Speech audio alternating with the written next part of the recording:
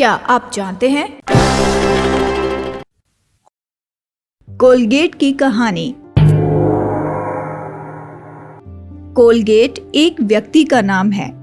ये बहुत ही गरीब परिवार से थे। एक छोटे से व्यापार को ये जानते थे उसे करने के लिए समुद्री यात्रा करके ये न्यूयॉर्क शहर में आए। उस जहाज पर यीशु मसीह को इन्होंने अपना उद्धारकर्ता स्वीकार किया। उस जहाज के जहाजी ने इन्हें यीशु के बारे में बताया। यीशु के बारे में बताते हुए उस जहाजी ने कहा, तुम्हारे लिए जान देने वाले यीशु मसीह के लिए तुम समर्पित हो जाओ और अपनी सारी कमाई का 10वां तुम उसको दो। सबसे पहले अपने पूरे जीवन भर तुम परमेश्वर के लिए विश्वास योग्य रहो। उसके बाद व्यवसाय में ईमानदार बनो, तब तुम संपन्न हो जाओगे। और इन्हीं शब्दों के द्वारा इनमें बहुत बड़ा बदलाव आ गया। जहाज से ये नीचे उतरे और इन्होंने अपना व्यापार शुरू कर दिया। इन्होंने परमेश्वर को पहला स्थान देकर संपन्नता को देखा।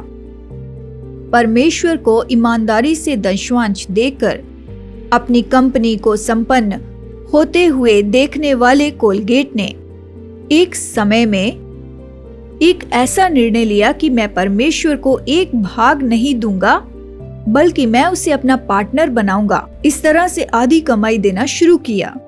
अपनी कंपनी को संपन्न होते हुए देखकर परमेश्वर के आनंद और संपन्नता का अनुभव करते हुए आभार मानने वाले ये कोलगेट, जब इनकी कंपनी पूरे संसार में फैल चुकी, इन्होंने अपनी पूरी कमाई को परमेश्वर के लिए खर्च करना सीखा।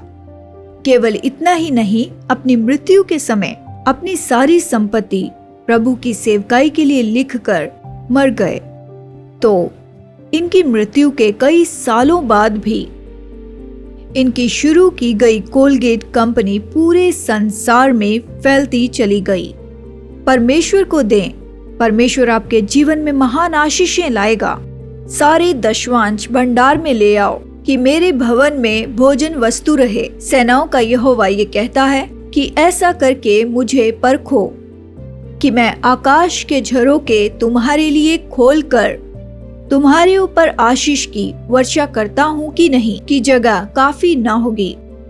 परमेश्वर को आपकी धन संपत्ति की जरूरत नहीं, लेकिन हमारे प्रेम को दर्शाने के लिए परमेश्वर ने जो हमें दिया उसमें से हमें कुछ देना सीखना चाहिए।